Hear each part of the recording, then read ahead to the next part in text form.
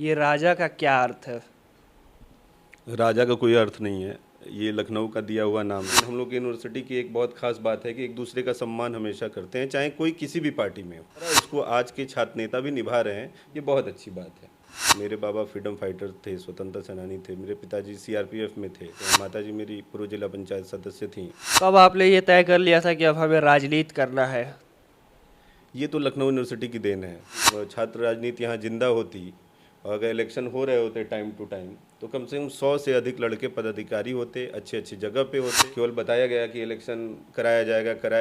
अखिलेश जी की भी सरकार थी तब भी और योगी जी की सरकार है तब भी, लेकिन इलेक्शन कराया नहीं गया। 2016 में मैं विधानसभा की तैयारी कर रहा था फिपना से। क्या कन्फ्यूजन है क्या कि किस पार्टी में हम जाएं? सपा से भी दोस्ती, भाजपा से भी दोस्ती, बसपा से भी दोस्ती। भाई चंद्रशेखर जी का नाम तो भाई इतिहास में लिखा है, कोई मिटा नहीं सकता। हमारे बलिया के लिए क्या थे और हमारे पूर्वांचल और प्रदेश के लिए क्या थे, सबको पता है। ये मैं जान सकता हूँ कि आप सच में भारतीय जनता पार्टी के साथ हैं या सिर्फ नीरज शेखर जी भारतीय जनता पार्टी में है इसलिए है? मैं भारतीय जनता पार्टी में नहीं हूँ। योगी जी और मोदी जी की कार्यशैली मुझे अच्छी लगती है। मुझे नहीं लगता है कि विपक्ष में कोई एकजुटता है, कोई दम है। क्या आपको लगता है कि यूनिफॉर्म सिविल कोड लाना सही है और इसकी ज़रूरत है? बेहतर मुख्यमंत्री कौन, योगी आदित्यनाथ जी, अखिलेश यादव जी या मायावती जी? नहीं, नीरज शेखर के बारे में तो बोला ही नहीं जा सकता। बहुत प्रधानमंत्री के बेटे होते हुए भी। लखनऊ विश्वविद्यालय के पूर्व छात्र संघ अध्यक्ष और वर्तमान में परिवहन मंत्री श्री दयाशंकर सिंह जी के बारे में। विधायक सुरेंद्र नाथ सिंह हमेशा चर्चाओं में रहते थे अपने बयान के कारण। बलिया का नाम उन्होंने हमेशा रोशन किया है और जो हम लोग के ज़िले के पीछे लगा है एक बागी, तो बागी शब्द हमेशा उनके लिए जाना जाएगा। धन्यवाद आपको भी, अगर अभी तक आपने देखा तो। नमस्ते। हम लगातार कई लोगों का इंटरव्यू ले लिए और ले रहे हैं। कोशिश है कि लखनऊ विश्वविद्यालय से जो भी निकल करके आज कुछ अच्छा कर रहा है उसका इंटरव्यू लिया जाए, उसका मार्गदर्शन लिया जाए और आपको बताया जाए कि कैसा माहौल था लखनऊ विश्वविद्यालय का उन दिनों का जब छात्र राजनीति जोरों शोरों से हो रही थी। वर्तमान में भी छात्र राजनीति हो रही है लेकिन उस हिसाब से नहीं हो रही है। साथ ही साथ सिर्फ छात्र राजनीति तक हमें सीमित नहीं रहना है, हमें ये भी सीखना है कि जो लोग लखनऊ विश्वविद्यालय से पढ़कर निकले वो वर्तमान में क्या कर रहे हैं। यही सब जानने के लिए आज हम आए हैं लखनऊ विश्वविद्यालय के पूर्व छात्र नेता, वर्तमान में प्रदेश की राजनीति कर रहे हैं और एक अच्छे बिजनेसमैन हैं विवेक सिंह राजा जी। भैया बहुत बहुत स्वागत है आपका हमारे चैनल पर। सबसे पहले मैं आप लोगों को धन्यवाद देता हूँ कि यूनिवर्सिटी से आके और आप लोग अलग अलग ज़िलों से आके एक जगह इकट्ठा होके आप लोग यूनिवर्सिटी में पढ़ाई भी कर रहे हैं, साथ साथ सोशल एक्टिविटी भी कर रहे हैं। और आज के दौर में मीडिया का प्लेटफॉर्म बहुत बड़ा है। आप लोगों ने जो ये चैनल स्टार्ट किया है, आप लोगों ने यूट्यूब चैनल लखनऊ वाले, इसके लिए आप तीनों लोगों को हम बधाई देते हैं और उम्मीद करते हैं कि आप लोग ऐसे ही आगे बढ़ें। तो सबसे पहला सवाल मेरा यही है कि आपका नाम है विवेक सिंह और आगे आपका उपनाम है राजा। ये राजा का क्या अर्थ है? राजा का कोई अर्थ नहीं है। ये लखनऊ का दिया हुआ नाम है। मेरा नाम विवेक सिंह है और मेरे सीनियरों ने चुनाव लड़ते समय राजा का नाम दिया, जो कंटिन्यू अब तक चला आ रहा है। और मैं चाहता हूं कि अगर ये नाम जुड़ा है तो मैं उस तरह से निभाता भी रहूं लोगों के लिए। अगर कोई मदद हो, मेरे हाथ में कुछ भी हो, किसी के लिए कुछ मदद करना हो, तो मैं चाहता हूं कि वो मदद करूं। बिल्कुल।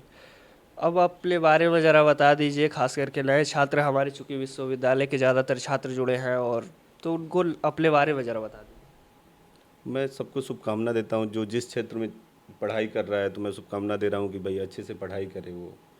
और जो अगर राजनीति कर रहा है उसको भी शुभकामना दे रहे हैं कि भाई अच्छे से राजनीति करे, एक ईमानदारी से राजनीति करे, स्वच्छ छवि हो, आचरण अच्छा रखे, है ना।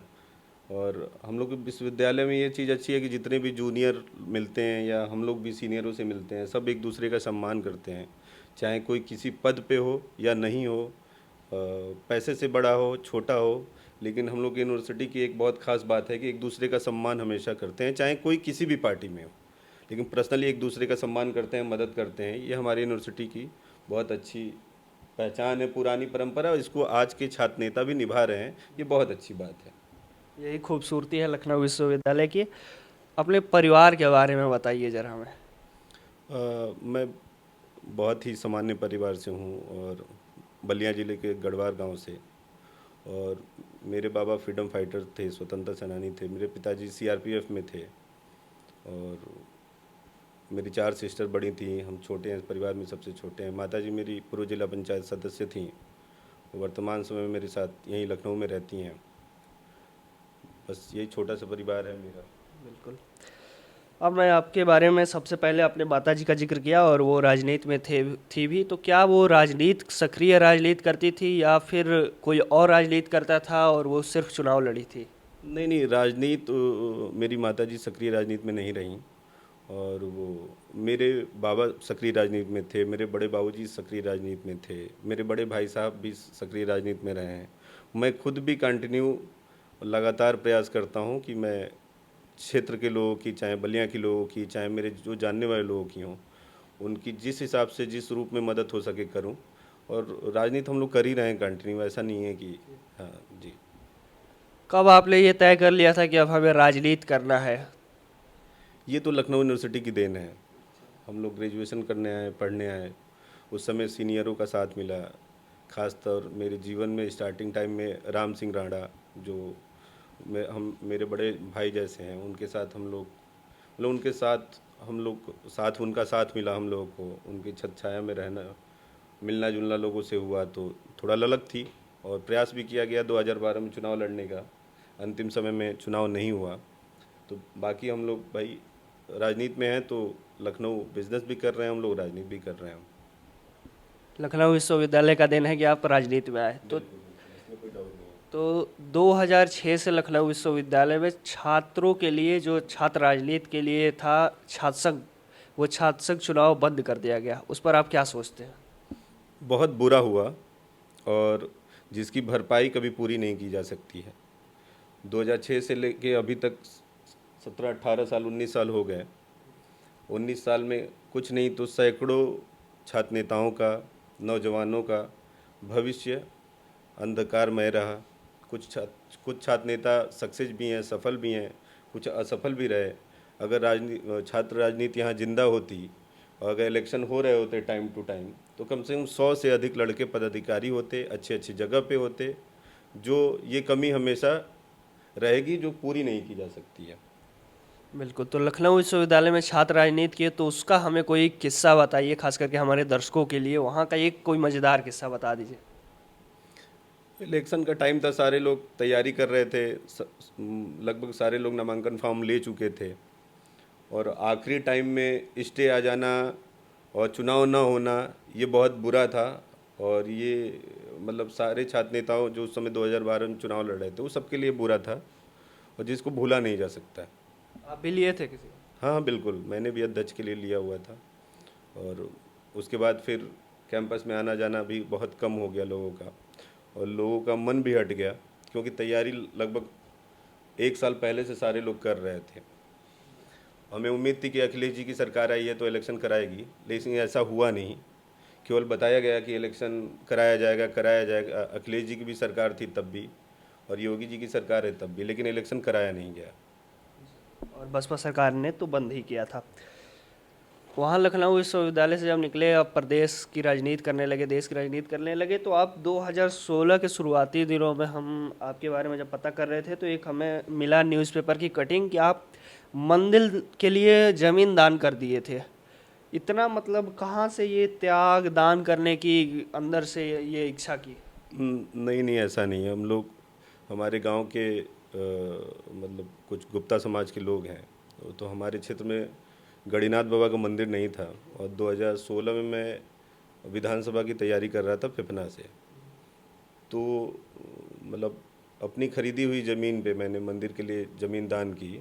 तो कुछ गुप्ता समाज के लोग आए, वैसे समाज के लोग आए कि भाई हमारे पास क्षेत्र में मंदिर की ज़मीन नहीं है, और अगर आप चाहेंगे तो आपके पास वो ब्लॉक के सामने ज़मीन अगर दे देंगे तो हमारा मंदिर बन जाएगा। तो मुझे कोई आपत्ति नहीं थी, मैंने दे दिया। और मुझे अच्छा लगता है किसी की मदद करना, एक समुदाय की मदद करना, एक समाज की मदद करना। और ये परंपरा, ये संस्कार हमारे पुरखों की देन है। बस उसको हम लोग कंटिन्यू कर रहे हैं, लगातार कर रहे हैं, कि प्रयास कर रहे हैं कि हमसे भी जितना हो सकता है हम लोग करें। तो आपने कहा कि चुनाव का हम तैयारी कर रहे थे, तो उसी चुनाव के तैयारी के समय संभवतः आप बसपा में थे, और बसपा फिर आप छोड़ दिए, क्या ये कहा जा सकता है? बसपा, हाँ, इस समय कहा जा सकता है कि बसपा में मैं नहीं हूँ। और लेकिन फिर भी ऐसा कोई नहीं है कि मतलब मेरे से जुड़े लोग हैं या बड़े भाई हैं या बसपा में ही लोग हैं, तो सबसे सम्मान, सबको सम्मान करते हैं, सब सारी जगह सम्मान पाता भी है आदमी। और हम लोग अपना काम कर रहे हैं, फिर राजनीति में समय आएगा, चीज़ें ठीक होंगी तो बिल्कुल देखा जाएगा। हमें पता चला कि आप राम सिंह राणा जी के बहुत करीबी थे और आपने अभी कुछ देर पहले जिक्र भी किया। हाँ बिल्कुल, मेरे जीवन में, भाई मेरे जीवन में अहम रोल रहा है उनका, वो हमेशा रहेगा।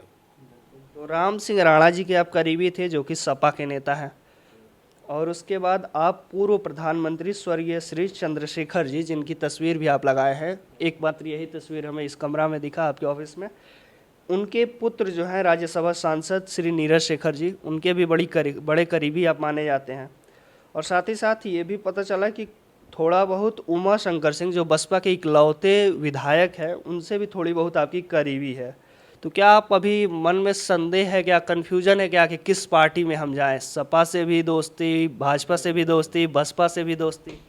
पार्टीगत कोई दोस्ती नहीं है, ये हम लोग के भाई चंद्रशेखर जी का नाम तो भाई इतिहास में लिखा है, कोई मिटा नहीं सकता। हमारे बलिया के लिए क्या थे और हमारे पूर्वांचल और प्रदेश के लिए क्या थे, सबको पता है।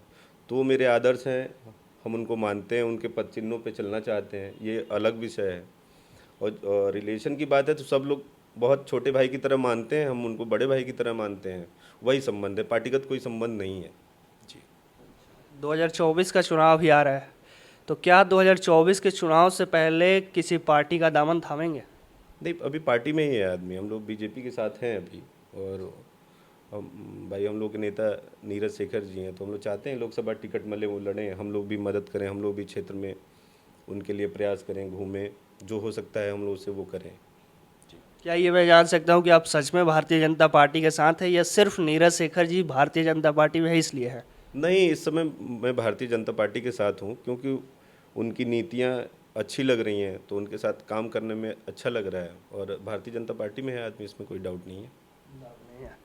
क्योंकि आपका जो पोस्टर आप डालते हैं किसी त्योहार के लिए या उस पर, तो मैं दो ही उसमें तस्वीर ऊपर देख पाता हूँ, एक तो अंबेडकर जी की और दूसरी चंद्रशेखर जी की। तीसरा कोई ना तो नरेंद्र मोदी जी की या फिर कोई ऐसा तस्वीर, अक्सर नेता जो इस पार्टी में होते हैं उस पार्टी के बड़े नेता का भी फोटो लगाते हैं ऊपर, लेकिन आप में नहीं लगता है, तो इसलिए मुझे ये संदेह हुआ कि आप भारतीय जनता पार्टी के हैं, और कहीं लिखते भी नहीं है नीचे कि आप भारतीय जनता पार्टी के नहीं, हैं। मैं भारतीय जनता पार्टी में नहीं हूँ, मैं कह रहा हूँ कि मैं भारतीय जनता पार्टी के साथ हूँ। उनकी नीतियाँ मुझे अच्छी लगती हैं, योगी जी और मोदी जी की कार्यशैली मुझे अच्छी लगती है, तो मैं उनके साथ हूँ। मैं पार्टी में नहीं हूँ, ना कोई संगठन में हूँ, ना किसी पद पे हूँ जी।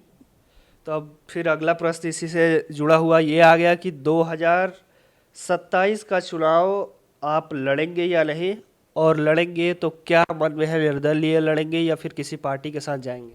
नहीं नहीं, बिल्कुल पार्टी से ही लड़ा जाएगा, किसी न किसी पार्टी से लड़ा जाएगा।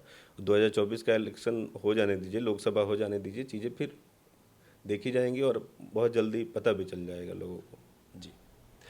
तो क्या 2022 का भी चुनाव आप लड़ना चाहते थे? संभवतः 2017 का भी चुनाव आप लड़ना चाहते थे, कुछ ऐसा है क्या? नहीं, बिल्कुल लगातार प्रयास किया आदमी, 2017 में भी प्रयास किया आदमी कि चुनाव लड़े, और 2022 में भी प्रयास, भाजपा से हमने मतलब ज्वाइन भी किया, टिकट भी मांगा, अंतिम समय तक प्रयास भी चलता रहा, टिकट नहीं हुआ। और जब कोई किसी पार्टी से टिकट मिलेगा तो ही चुनाव लड़ेगा आदमी, ये भी क्लियर है।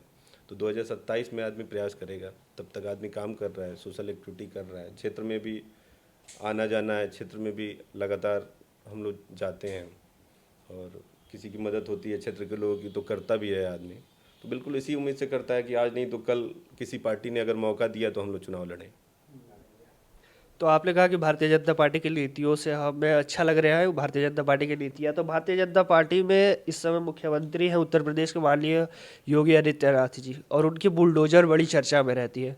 उसको आप किस तरीके से देख रहे हैं? अच्छा है, या फिर कई लोग इसमें कमियां बताते हैं कि ऐसा नहीं करना चाहिए, कानूनी कार्रवाई करनी चाहिए? नहीं नहीं, देखिए, कुछ लोगों के लिए परसेंटेज तो मानेंगे तो अच्छा है, इसमें कहीं कोई डाउट नहीं है, क्योंकि लेकिन कुछ गरीब लोग, अगर किसी गरीब पे बुलडोजर चलता है, अवैध ज़मीनों पे चलता है तो अलग बात है, किसी गरीब पे चलता है तो अलग बात है। बस ये कि अधिकारियों को चाहिए कि अंतिम समय तक जरूर ये प्रयास करें कि किसी गरीब का अहित ना हो।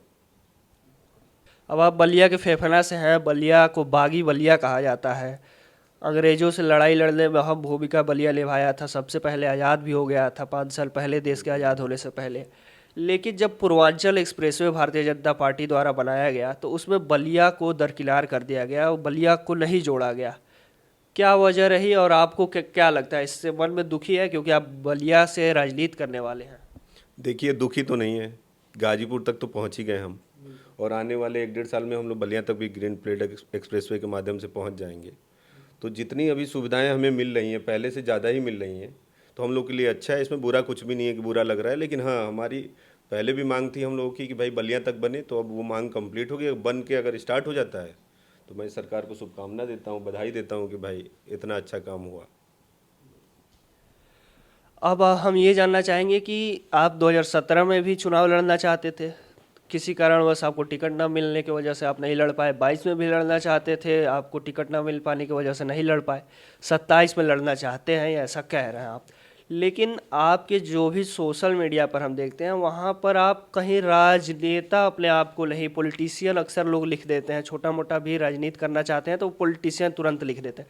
लेकिन आप अपने सोशल मीडिया के बायो में लिखे हैं एंटरप्रेनर। तो सच में राजनीति में ही ज़्यादा मन लगता है या फिर ये जो व्यापार करते हैं आपका बहुत बड़ा और अच्छा खासा बिजनेस है तो वो उसमें ज़्यादा मन लगता है? नहीं नहीं, देखिए, स्वच्छ राजनीति करने के लिए भी आर्थिक स्थिति की ज़रूरत है। आप किसी की मदद भी करेंगे तो आपको अर्थव्यवस्था आपकी अच्छी होनी चाहिए, ठीक है। तो समाज और समय को देखते हुए इस समय हम लोग बिजनेस भी कर रहे हैं, साथ साथ राजनीति भी कर रहे हैं। और रही बिजनेस बहुत बड़ा छोटा की बात नहीं, छोटे मोटे बिजनेस हम लोग करते रहते हैं, लेकिन पूर्ण रूप से हम लोग की इच्छा है कि 2022 में इलेक्शन लड़ें हम लोग और अपने समाज के लिए कुछ करें।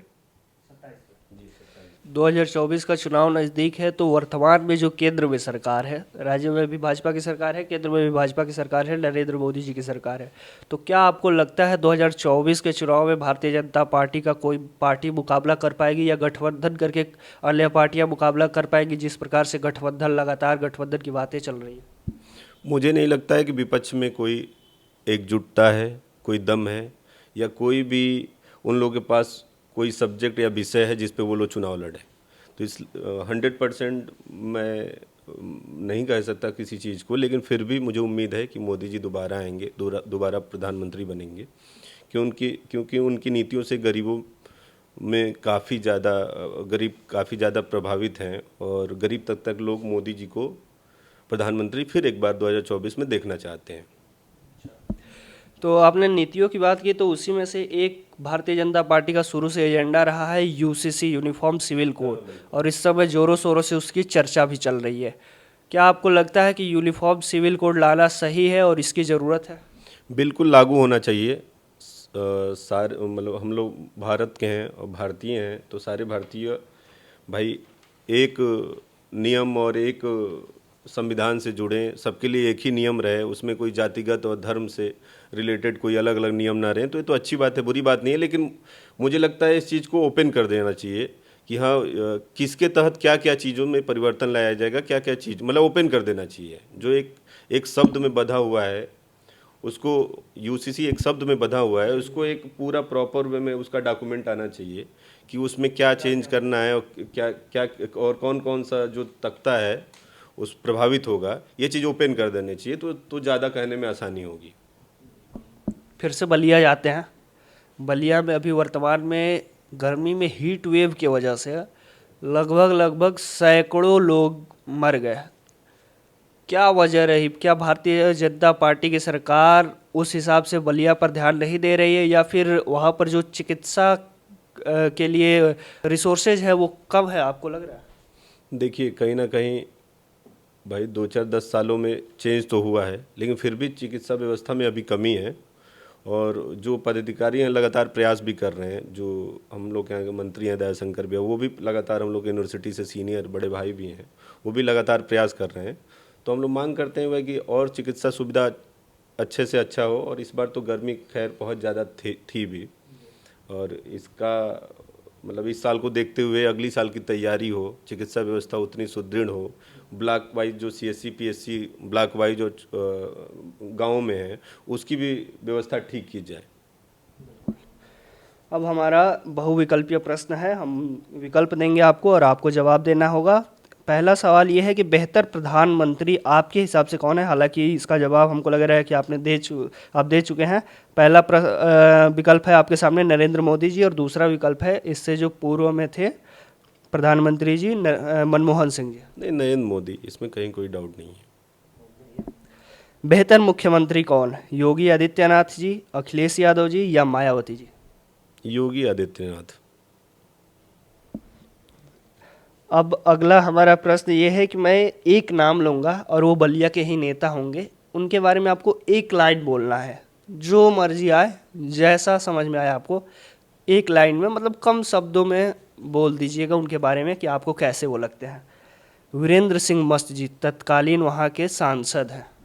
वो बड़े नेता हैं और वो भाई भारतीय जनता पार्टी के बड़े नेता हैं और संगठन के पुराने लोग हैं, अच्छे व्यक्तित्व के हैं, बहुत सामान्य जीवन जीते हैं और हम लोग के बलिया के हैं, राष्ट्रीय अध्यक्ष रह चुके हैं किसान मोर्चा के, तो बहुत अच्छे हैं। नीरज शेखर जी राज्यसभा सांसद हैं। नहीं नहीं, नीरज शेखर के बारे में तो बोला ही नहीं जा सकता। बहुत प्रधानमंत्री के बेटे होते हुए भी कोई नहीं कह सकता कि हमारे उनके द्वारा कहीं कोई अपमानित किया गया हो या किसी को तेज़ आवाज़ में बात किया गया हो। और उनको उनसे वो काफ़ी कुछ सीखने को भी मिलता है। वो बहुत सामान्य व्यक्ति हैं और जो उनके पास मदद के लिए जाता है उस सबकी मदद करते हैं, चाहे वो किसी भी पार्टी के लोग हों और कोई भी लोग हैं। जिला बलिया और गाजीपुर का हमको लगता है कि कोई व्यक्ति उनके यहाँ जाता है तो उनकी मदद करते हैं। हालांकि ये प्रश्न तो नहीं था, लेकिन अब प्रश्न मन से उठ गया जब आपने उनके बारे में बताया। नीरज शेखर जी इतने सभ्य हैं, तो कई बार लोग कहते हैं कि उनकी सभ्यता का गलत फायदा उठाती है पार्टियां। जो व्यक्ति प्रधानमंत्री का बेटा, और वो भी ऐसे वैसे प्रधानमंत्री नहीं, चंद्रशेखर जी के बेटा, लेकिन चंद्रशेखर जी के कुछ गुण उनके अंदर आ नहीं पाए और इसी का वजह है कि समाजवादी पार्टी जैसी, अखिलेश यादव जैसे लोग उनको टिकट नहीं दिए, फिर उसके बाद वो भारतीय जनता पार्टी में आ गए। जिस व्यक्ति को मतलब टिकट बांटना चाहिए, वो व्यक्ति टिकट के लिए लाइन में लग रहा है। लाइन में लगने का मतलब कि टिकट मांगता है। तो आपको नहीं लगता है कि उनकी जो सरल स्वभाव है उसका गलत भी फायदा उठाती है पार्टियां। देखिए, सबका एक नेचर होता है। मेरे हिसाब से उनका नेचर बेस्ट है, उसमें कोई कमी नहीं है। चंद्रशेखर जी का टाइम अलग था, चंद्रशेखर जी के बारे में तो कोई कमेंट किया ही नहीं जा सकता भाई। और नीरज शेखर बहुत सामान्य व्यक्ति हैं, बहुत सभ्य व्यक्ति हैं, इसमें कहीं कोई प्रश्न नहीं है। और रही बात टिकट की, तो टिकट काटा नहीं गया था, वो राज्यसभा सांसद थे, इस वजह से अखिलेश जी ने दिया नहीं दिया वो पर्सनल है। अभी तो पार्टी में भी नहीं है और उसका नतीजा भी रहा, बलिया समाजवादी पार्टी हार गई।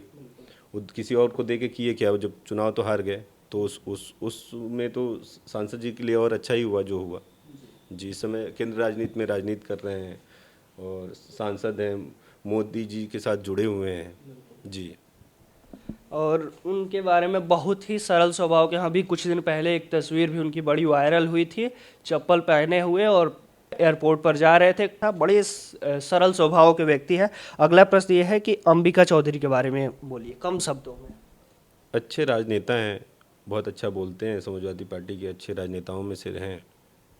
लखनऊ विश्वविद्यालय के पूर्व छात्र संघ अध्यक्ष और वर्तमान में परिवहन मंत्री श्री दयाशंकर सिंह जी के बारे में।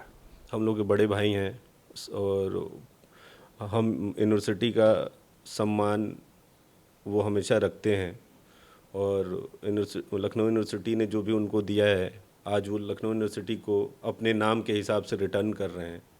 वो प्रदेश के बड़े नेता हैं और हम लोग के ज़िले के लिए काफ़ी कुछ काम भी कर रहे हैं। मैं बधाई और शुभकामना देता हूँ कि ऐसे ही वो पद प्रतिष्ठा पे रहें और लोगों की मदद करते रहें। राम गोविंद चौधरी जी बड़ा कद्दावर नेता है समाजवादी पार्टी के, विधानसभा में नेता प्रतिपक्ष भी रहे हैं।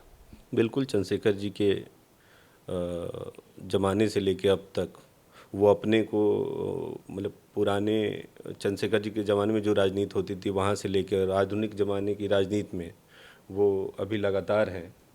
तो अब उनके बारे में क्या कहना है। बहुत दौर देखा है उन लोगों ने, उन लोगों से सीखने को मिलता है हम लोगों को।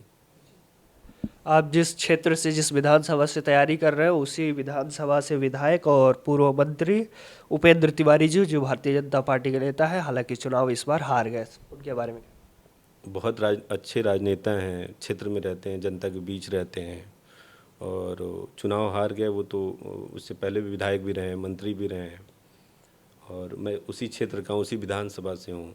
मैं उनका हमेशा सम्मान करते हैं और मैं हमेशा उनका सम्मान करता हूँ, वो मेरा सम्मान करते हैं। और बड़े भाई की तरह हैं मेरे, बहुत अच्छे व्यक्ति हैं। बलिया के एक और मंत्री थे, वो भी चुनाव हार गए, आनंद स्वरूप शुक्ला जी। मैं पर्सनली उनको बहुत नहीं जानता हूँ, लेकिन संगठन के हैं और वो भी काफ़ी सज्जन हैं। और उनके बारे में भी उनके साथ रहने वाले लोग बताते हैं, बहुत तारीफ़ करते हैं उनकी। जी। बैरिया विधानसभा आपसे काफ़ी दूरी पर है, लेकिन मैं बलिया का है विधानसभा, तो इसलिए जाना चाहूँगा। वहाँ के पूर्व विधायक सुरेंद्र नाथ सिंह हमेशा चर्चाओं में रहते थे अपने बयान के कारण। बलिया का नाम उन्होंने हमेशा रोशन किया है। और जो हम लोग के ज़िले के पीछे लगा है एक बागी, तो बागी शब्द हमेशा उनके लिए जाना जाएगा। पार्टी में थे तब, पार्टी में नहीं थे तब, बगावत करके उन्होंने चुनाव लड़ा। और उनकी कार्यशैली के बारे में हमको लग रहा है ज़िले के सारे लोग, सारे युवा जानते हैं और युवा काफ़ी उनको पसंद भी करते हैं। जी। आप जिस विधानसभा से तैयारी कर रहे हैं, उस विधानसभा के वर्तमान में विधायक और समाजवादी पार्टी के नेता संग्राम यादव जी। अच्छे राजनेता हैं।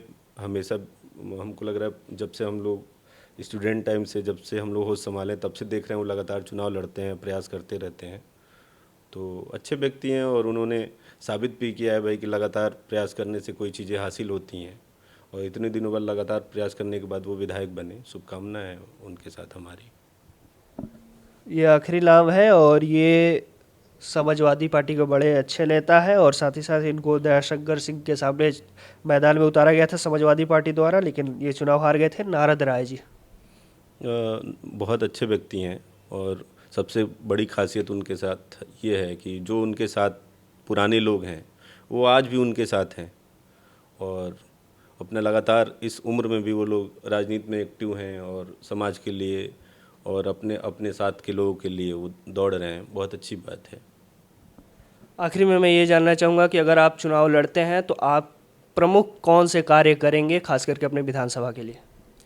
मैं यूथ के लिए करना चाहता हूँ और मैं बेरोज़गार लोगों के लिए मैं चाहता हूँ कि वहाँ पे कुछ ऐसा काम किया जाए, चाहे कोई ऐसी इंडस्ट्री लाई जाए वहाँ पे कि हमारे यहाँ जो आज की वर्तमान स्थिति है, बेरोज़गारी बहुत ज़्यादा बढ़ती चली जा रही है।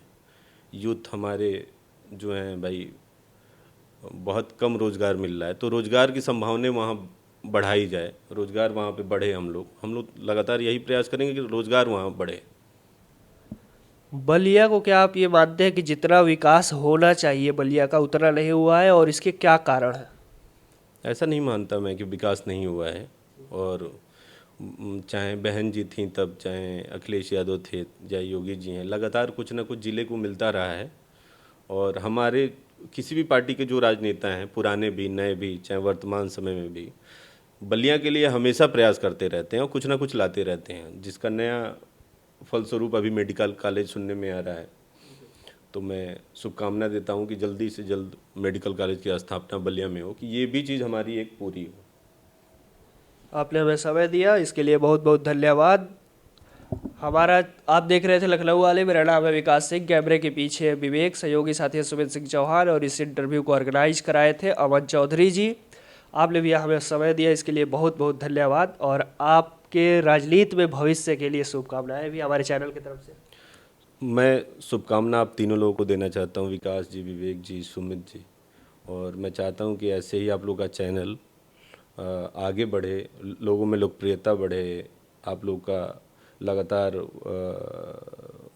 जिस क्षेत्र में आप काम कर रहे हैं, चाहे जिस क्षेत्र में, आप इसको अलग अलग तरह के प्रोग्राम में भी कन्वर्ट कीजिए। एक ही मुद्दे, मतलब आप लोगों को पर्सनली सजेस्ट कर रहा हूँ कि छात्र नेताओं का एक अलग मैटर हो गया है ना, और क्षेत्र में भी आज भी मतलब समझ लीजिए कि क्षेत्र में बहुत कुछ काम करने के अवसर हैं। आप लोग इस माध्यम से और भी काम कर सकते हैं। हम लोग इसी के लिए जाते भी हैं अपने, चूंकि बड़े भाई मानकर जाते हैं, हम लोग कोई नेता मान के नहीं जाते हैं। और इससे हम लोग को बहुत कुछ सीखने को मिलता है, हर किसी से हम लोग कुछ सीखते हैं और बहुत अच्छा लगता है कि सिखाते भी हैं हमारे बड़े भाई या बड़ी बहन, जिसके भी पास जाते हैं वो हमको कुछ ना कुछ देते हैं। एक बार पुनः बहुत बहुत धन्यवाद भैया। धन्यवाद भैया। धन्यवाद आपको भी, अगर अभी तक आपने देखा तो। आप देख रहे थे लखनऊ वाले।